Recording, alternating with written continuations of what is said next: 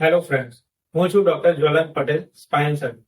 આજે આપણે કમર દર્દ કયા કયા કારણોથી થાય છે તેના વિશે જાણીશું.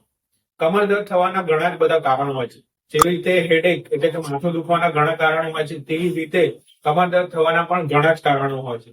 તેમાં સૌથી પહેલું કારણ છે કે સામાન્ય ટ્રોમા એટલે આગળ ઝૂકવાથી, વજન ઉચકવાથી કમરમાં જે દુખાવો થાય એ મોસ્ટલી મસલ સ્પ્રેન અથવા તો મસલનો દુખાવો હોય છે.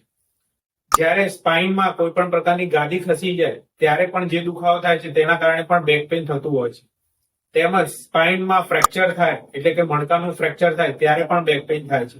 સ્પાઇનનું ઇન્ફેક્શન, ટ્યુબરક્યુલોસિસ આ બધા જ કમરના દુખાવાના કારણો છે.